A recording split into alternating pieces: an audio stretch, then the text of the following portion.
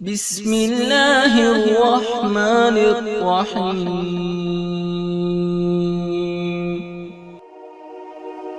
India میں ایک شہر ہے امرتسر کے ایک حاجی اسماعیل صاحب بیان کرتے ہیں، کہتے ہیں میں مدینہ پاک میں تھا تو میں ہوٹل پہ جب بھی کھانا کھانے لگتا مدینہ پاک کی ایک بلی آ کے میرے پاس بیٹھ جاتی تھی اور میں حضور کے شہر کی بلی سمجھ کے نا اس سے پیار کرتا، محبت کرتا اور خود کھانا بعد میں کھاتا، پہلے روٹی کے ٹکڑے کر کے اس کو دیتا۔ یوں ہی میرا وقت گزر رہا تھا، جب بھی کھانا کھانے لگتا بلی آ جاتی اور میں اس کی خدمت کرتا۔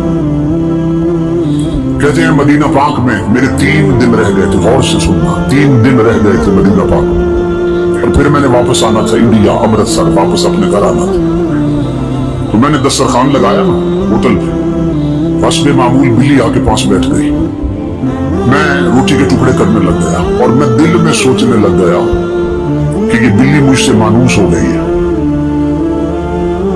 میری بلی بن گئی ہے، پنجابی میں کہہ رہا ہوں، یہ مجھ سے مانوس ہو گئی، گل مل گئی میرے ساتھ، تو جب بھی کھانا کھانے لگتا ہوں یہ آ جاتی ہے۔ تو میں نے 3 دن کے بعد وطن واپس جانا ہے، تو میں کیوں نہ حضور کے شہر کی بلی اپنے ساتھ لے جاؤں، حضور کے شہر کی نشانی بنا کے میں اس بلی کو اپنے ساتھ لے جاؤں گا۔ حاجی اسماعیل کہتے ہیں لوگوں اللہ کی عزت کی قسم، یہ بات میں نے دل میں سوچی تھی کہ بلی کھانا چھوڑ کے چلی گئی۔ تیرے اعلیٰ حضرت فرماتے تیرے قدموں میں جو ہے غیر کا منہ کیا دیکھے، اور کون نظروں میں جچے دیکھ کے طلبہ تیرا۔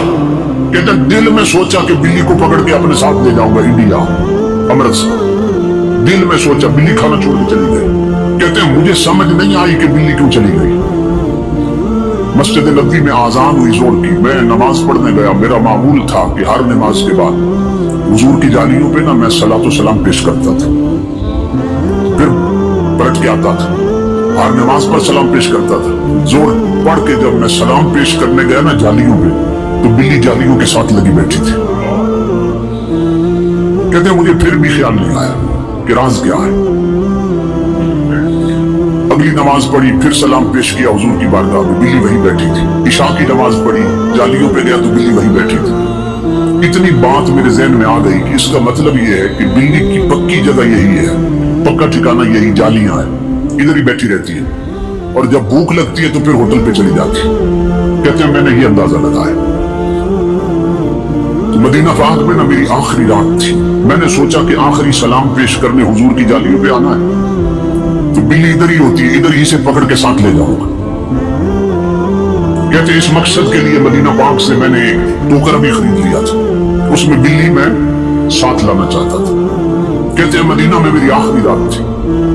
کہتے لوگوں اللہ کی عزت کی قسم جب رات کو میں سو گیا میرا مقدر جاگ اٹھا، میں نے خواب دیکھا، امام الانبیاء خواب میں تشریف لیا ہے، میں قدموں پہ گرا، میں نے عرض کی میرے آقا بڑا کرم فرما دیا، بڑی عنایت کر دی، مجھے اپنا دیدار عطا کیا۔ امام الانبیاء نے فرمایا حاجی اسماعیل تو اس لائق نہیں تھا کہ تجھے دیدار کرایا جاتا، مگر مجھے آنا پڑا، حضور نے فرمایا۔ میں نے عرض کیا آقا کیسے تشریف لائے؟ امام الانبیاء نے فرمایا حاجی اسماعیل خبردار، خود جا سکتے ہو، میرے مدینے کی بلی نہیں لے جا سکتے ہو۔ حاجی اسماعیل کہتے ہیں میں خواب میں قدموں پہ گرا، میں نے عرض کی اللہ کے حبیب یہ تو بات میں نے کسی سے ذکر نہیں کی، بتایا نہیں، اپنے دل کا فیصلہ تھا کہ بلی ساتھ لے جانی۔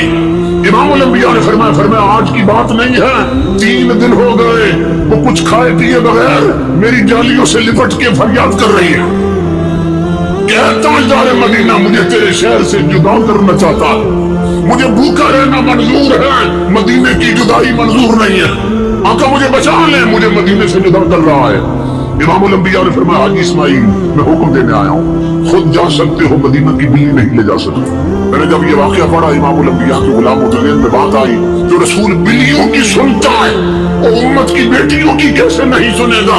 اگر بیٹیاں بیٹیاں بن کے رہے، اگر بیٹیوں کے سر سے دوپٹے اتر جائیں وہ امت کی بیٹیاں نہیں رہتی، اگر ان کے آدھے جسم ننگے ہو جائیں وہ پھر بیٹیاں نہیں رہتی، اگر وہ میک اپ کر کے بے پردہ بازاروں اور پارکوں میں پھرے تو پھر وہ امت کی بیٹیاں نہیں رہتی ہیں۔